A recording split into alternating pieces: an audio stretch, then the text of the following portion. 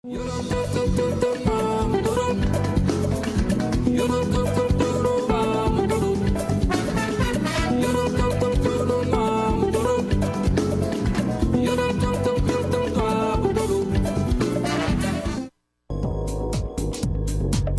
acordo com a ONG Grupo Gay da Bahia, em 2017 foram registradas 445 mortes de pessoas LGBTs no Brasil. É praticamente uma morte a cada 19 horas, por assassinato ou suicídio causados pela LGBTfobia. Foram 194 gays mortos, 191 trans, 43 lésbicas, 5 bissexuais e 12 heterossexuais incluídos no relatório da ONG, por terem envolvimento com o universo LGBT. Para ajudar a acabar com a nefasta cultura machista e LGBTfóbica da sociedade, o 23º Congresso da FASUBRA, o CONFASUBRA, que é a instância máxima de deliberação da federação, que ocorreu em Poços de Caldas, Minas Gerais, aprovou no dia 10 de maio, por unanimidade, a criação da Coordenação de Políticas LGBT da FASUBRA. A criação da Coordenação de Políticas LGBTs é um marco na história de lutas da federação e foi definido uma semana antes do Dia Internacional de Combate à LGBTfobia, comemorado no dia 17 de maio. É um momento histórico porque reafirma a luta da FASUBRA em favor da diversidade, da pluralidade, do respeito às identidades de gênero e às orientações sexuais de todas e de todos. Os débitos de empregadores junto ao Fundo de Garantia por Tempo de Serviço, FGTS, vêm crescendo no país. De acordo com um levantamento feito pelo portal de notícias UOL, junto à Procuradoria-Geral da Fazenda Nacional, os dados de abril deste ano indicam um aumento de 13,5% na inadimplência do pagamento desse direito trabalhista em relação ao mês de março. O fundo conta atualmente com cerca de 213 mil devedores. O número representa um montante de 27,8 bilhões de reais em dívidas empresariais junto aos cofres públicos e aos trabalhadores e trabalhadoras. Os 15 maiores devedores do país somam 2,17 bilhões de reais em dívidas com o FGTS. A lista inclui empresas como a TV Manchete e a Vale SA, privatizada em 1997, bem como empresas que já tiveram a falência decretada, como é o caso da antiga VASP, que operava no ramo aeroportuário. O calote, em caso de quebra do negócio, é muitas vezes a realidade vivenciada por milhares de trabalhadores terceirizados. Segundo especialistas, em contextos de crise econômica, o pagamento do FGTS por parte das empresas é um dos primeiros compromissos a serem negligenciados. Campanha Brasil Forte em defesa de um serviço público e de qualidade e da valorização dos servidores e das estatais, lançada durante o seminário Estado, o Serviço Público e as Empresas Estatais no Desenvolvimento com Equidade, que aconteceu em São Paulo, vai mobilizar o Brasil inteiro. O seminário debateu profundamente temas como os impactos das privatizações na vida do povo brasileiro, o interesse do mercado financeiro nacional e internacional em acabar com a soberania, adquirindo empresas e serviços públicos para lucrar muito com a prestação de serviços essenciais e ainda o congelamento de investimentos em políticas públicas durante 20 anos. Além disso, os debatedores apontaram saídas para o desenvolvimento do país, como uma reforma tributária para acabar com sonegações e taxar as grandes fortunas, e a defesa incansável do ex-presidente Lula, mantido como preso político desde o dia 7 de abril, na sede da Superintendência da Polícia Federal em Curitiba. Lula livre, Lula inocente e Lula presidente, gritaram os participantes.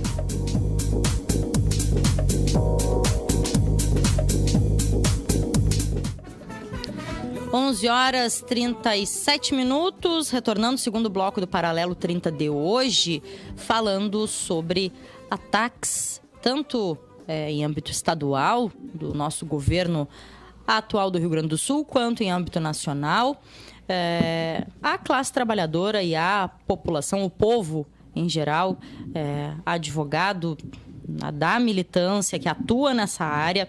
A Haley Lino de Souza está aqui com a gente para ver se a gente consegue entender um pouco mais do que está acontecendo, né, Haley? Não sei se queres puxar de onde saímos no segundo bloco, fica à vontade. Nós estávamos comentando aqui o caos hoje do Estado do Rio Grande do Sul, da gestão do Estado, né?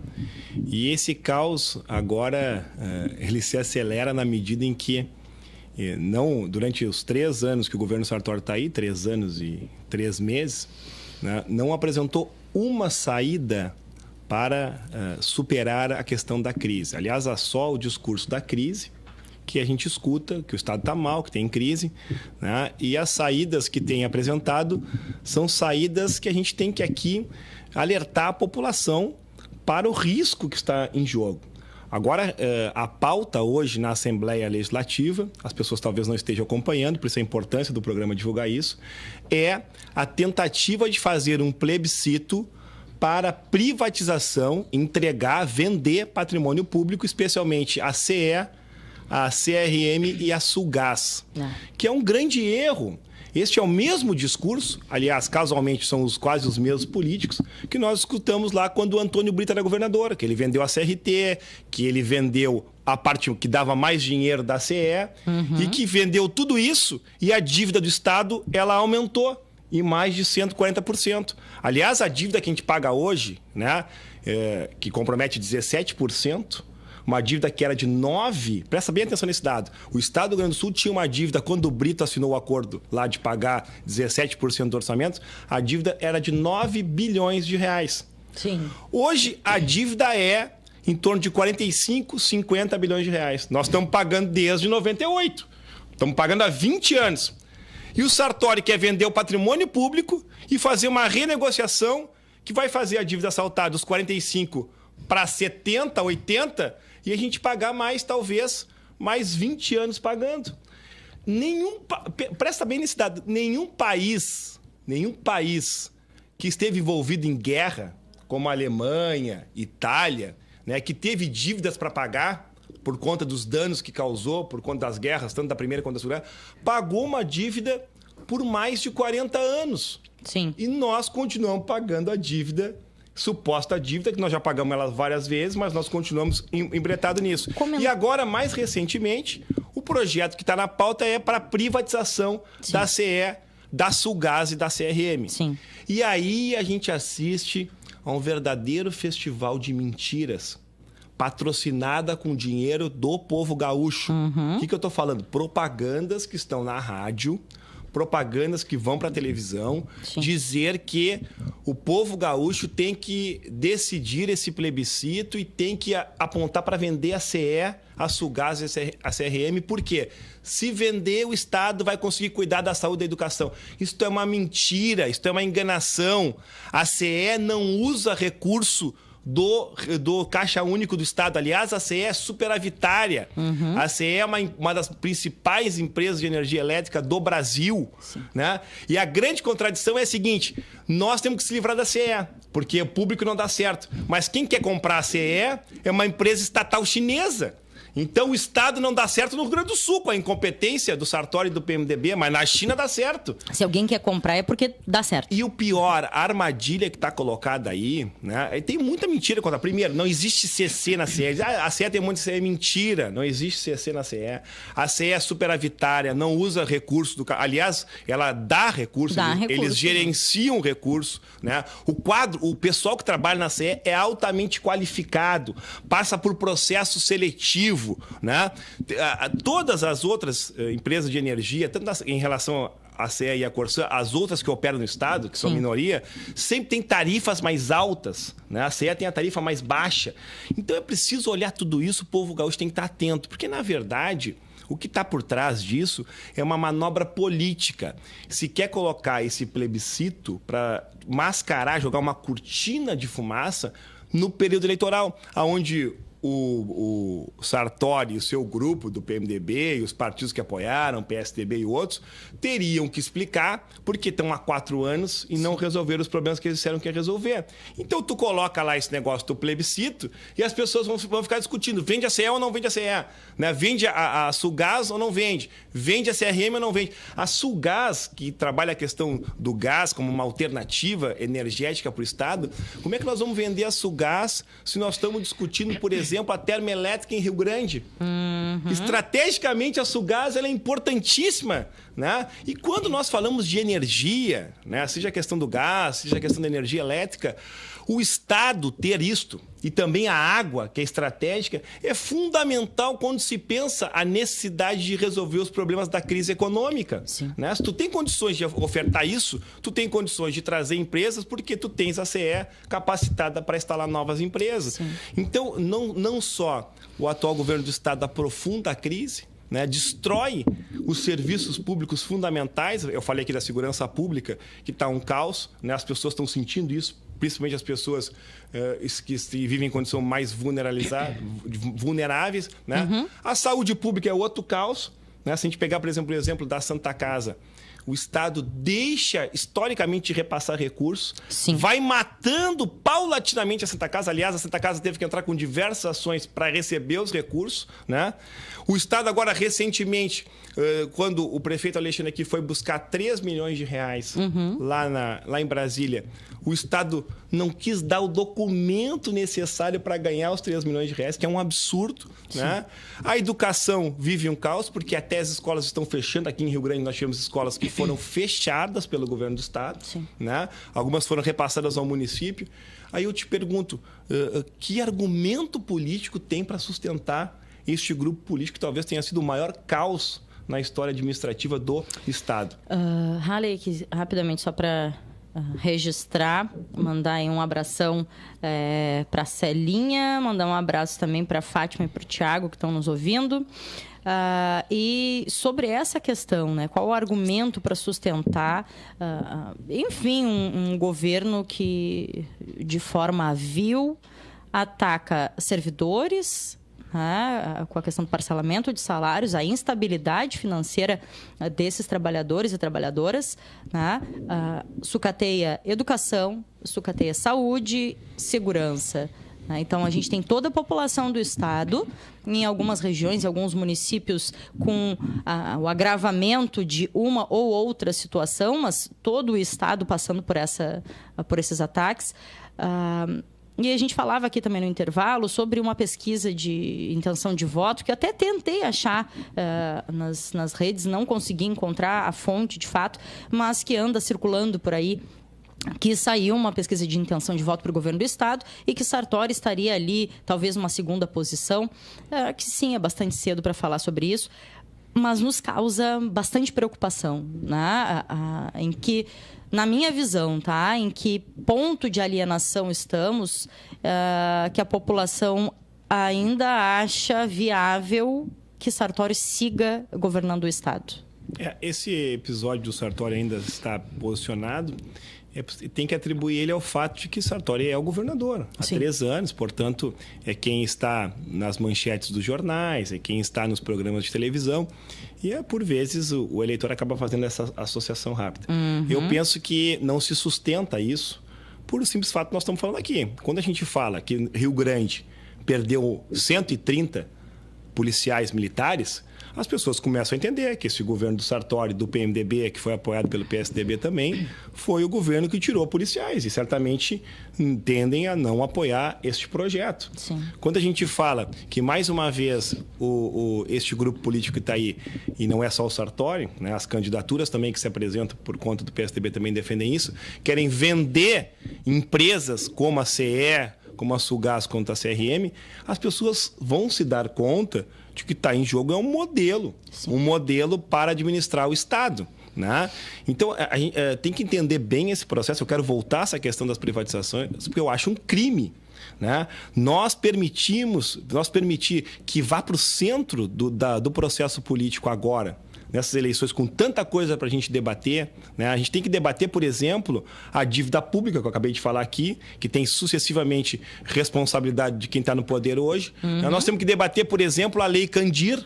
O que é a Lei Candir? É importante a gente entender isso. A Lei Candir é lá dos anos 90, quando então Fernando Henrique colocou o dólar a R$1, $1 valia R$1, fez a paridade cambial, e aí matou os exportadores aqui do Rio Grande do Sul, de outros estados exportadores, e ele disse o seguinte, não, então nós vamos fazer o seguinte, para poder fazer a exportação, porque o produto está caro para o exterior comprar, nós vamos retirar a questão do ICMS, vamos fazer isenções tributárias e depois nós vamos compensar com a Lei Candir naquele período. Bom, o Estado conseguiu, não cobrou, não teve arrecadação tributária e o governo federal nunca pagou a Lei Candir. E hoje o Supremo Tribunal Federal reconheceu em decisões que o governo é credor da Lei Candir. E eu pergunto, qual o movimento que este governo fez ou os seus políticos fizeram para cobrar o dinheiro que o povo gaúcho tem? Né? Eu costumo dizer, isso é uma vergonha para a tradição farroupilha.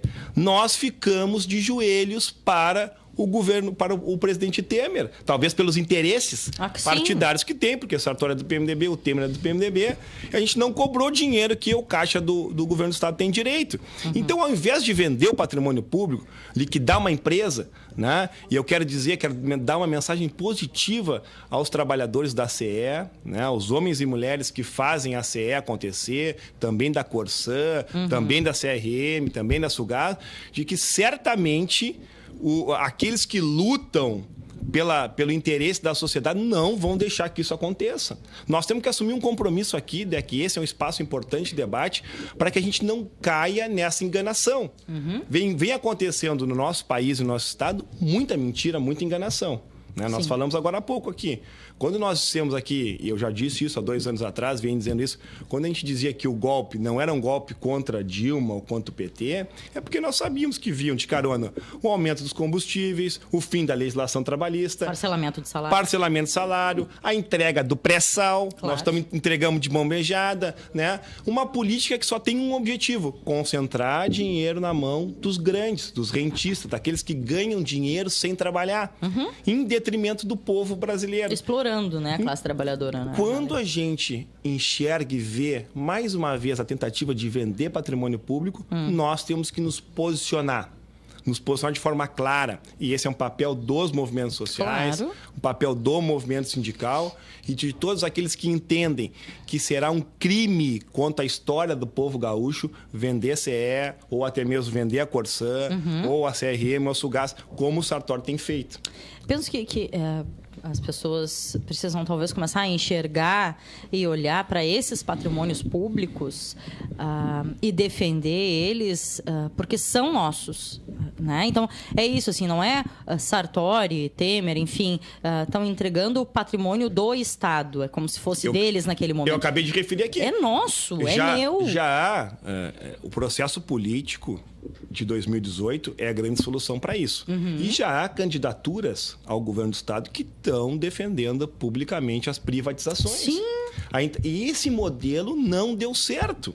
Ele não deu certo no Brasil, ele não deu certo no Rio Grande do Sul, ele foi tentado nos anos 90. Esse modelo, ele aprimora a crise, ele aprimora as pessoas que ficam longe da oportunidade de trabalho e renda, ele aprimora a dificuldade de acesso a postos de trabalho porque ele concentra apenas na iniciativa privada. Eu quero aqui, vamos pegar o exemplo da água, né? Uruguaiana fez a privatização da água. Verdade. E lá é um caos. Porque a Corsã, e a Corsã certamente pode ter os seus problemas, a Corsã é uma grande empresa estatal que gerencia um processo de água na visão estratégica de uma empresa pública. Há lugares, por exemplo, no nosso Rio Grande do Sul, onde água e energia elétrica só chegam porque há uma visão de Estado para fazer chegar. Eu lembro, há cerca de 10, 15 anos, lugar perto aqui de Rio Grande, em São José do Norte, onde não chegava energia elétrica. Era uma demanda de 50 anos, só chegou por conta de uma visão de Estado. E quando falamos de energia elétrica, quero repetir isso, quando falamos de energia elétrica e quando falamos de água, nós estamos falando de elementos centrais para o desenvolvimento. E aqui eu quero reafirmar, o capital, a iniciativa privada, ela é importantíssima, mas ela só vai se instalar se as estruturas estatais assim construir condições para que ela se instale. Sim. Né? Ninguém pensa que, por exemplo, os chineses vão vir aqui para tomar conta da CE, que não tem outra linha que não seja a questão do lucro, que é botar o dinheiro no bolso. E é entregar para o capital internacional? Então, é isso. Tirar de nós, do povo. Esses são temas importantes que nós temos que discutir. Né? O papel do Estado, né? O orgulho que o povo gaúcho sempre teve das suas empresas públicas e que não está aí o problema do Estado. O problema do Estado está nessa dívida, que compromete 17% do orçamento. O problema do Estado está numa gestão imobilizada, uma gestão que foi muito, muito fraca do ponto de vista administrativo, que não teve a capacidade de cobrar os seus créditos da Lei Candir, que deu isenções do Fundopem para setores dos seus amigos. O que é o Fundopem? O Fundopem é alguns amigos aí do PMDB, alguns apadrinhados por ele, ganharam isenção, não pagaram tributo. Né? E não pagaram tributo e isso diminuiu a arrecadação do Estado. Aí eles atrasam o salário. Então não é uma política, o Fundopem não foi uma política gestada para o desenvolvimento. Eu não sou contra a questão da isenção, desde que o empresário se comprometa a gerar postos de trabalho. Claro. Nós temos uma denúncia de que em Caxias foi dada uma isenção para uma empresa que gerava, uma isenção de milhões, que gerava 30 postos de trabalho. Ora, uma política de isenção tem que ser, por exemplo, para nós reativar o polo naval aqui no Rio Grande do Sul, para nós reativar a cadeia produtiva do pescado, né, que vive com muita dificuldade aqui no Rio Grande do Sul, né, para nós respeitar as vocações que nós temos no nosso estado, não para os amigos do rei. Então, dito tudo isso, esse é o grande debate, né, eleitoral que nós vamos ter em 2018, sobre que modelo queremos para o Estado. Não dá para que as pessoas entrem nessa história de vender patrimônio público. É sim, né, Halley? E precisamos atentar muito. Ontem tivemos aqui Direitos Humanos no ar e Héctor Cury trouxe a questão da... Qual a ligação dos direitos humanos e das eleições agora em 2018? E a gente precisa atentar para tudo isso, né? Qual parcela da população nós pertencemos, a qual classe, com qual classe nos identificamos, qual é o meu sentimento de pertencimento, né? Onde eu me identifico. E preciso buscar a coerência nos candidatos. É isso, né? E tu fala dos direitos humanos, aí eu sou obrigado a me manifestar. É uma armadilha, que está correndo já há algum tempo e talvez os setores mais de resistência dos direitos humanos não tenham se dado conta de fazer... tornar de forma pejorativa a expressão direitos humanos. Sim, falamos sobre isso. A pessoa de direitos humanos é direito de bandido. Não é verdade. Direitos humanos é a garantia que o cidadão comum, de bem, trabalhador, o homem e a mulher tem, de não ser abordado, trancafiado ou sofrer tortura, né? E de ter lá direitos que são direitos reconhecidos desde 1943, a Declaração dos Direitos do Homem da ONU, entendeu? São direitos de todos nós. Se nós abdicarmos desse direito, né, de ter um processo, de ter uma defesa, de ter respeito à integridade física, se a gente, em nome de uma suposta crise, disser, não, agora está permitido tudo, nós vamos estabelecer a política do olho por olho, do dente por dente. E aí, o que vai acontecer? É todo mundo cego, é todo mundo banguela. Essa é a figura que as pessoas têm que entender. Direitos humanos são direitos que as pessoas têm. E Héctor ainda colocou, direitos humanos tem que ser entendido como suprapartidário. E realmente, o que estão querendo colocar, essa forma pejorativa, é como se fosse uma armadilha. Algo só da esquerda e quem é de direita, de bem, ou enfim, não se importa com direitos humanos. Aí luta, como tem aí 2 candidatos à presidência pautando a questão do armamento, e aí sim vai ficar todo mundo cego, todo mundo banguela, não é? Não, e mais do que isso, vai aumentar a grande exclusão social que é o sistema de punição desse país, porque hoje nós temos uma população carcerária, as pessoas não sabem, porque ninguém é preso. Nós temos a 3ª maior população carcerária do mundo. Primeiro a China, por óbvio, que são bilhões de habitantes. Claro. Segundo os Estados Unidos, que faz da questão do aprisionamento um negócio, é privado lá, então é interessante prender pessoas lá. Né? E o terceiro é o Brasil, com 700 mil pessoas presas. E qual é a característica das pessoas presas hoje? a grande maioria oriundos das classes mais baixas, negros, né? E a grande maioria empobrecidos por conta de um reflexo de um sistema que exclui, que, como nós temos, cada vez caminha mais para a exclusão social. Então, direitos humanos, as pessoas fiquem muito atentos. É as garantias que todos têm, ricos e pobres, negros e brancos, homens e mulheres. Se as pessoas não entenderem que direitos humanos é isso, as pessoas estão cometendo um grave equívoco que vai nos levar à barbárie.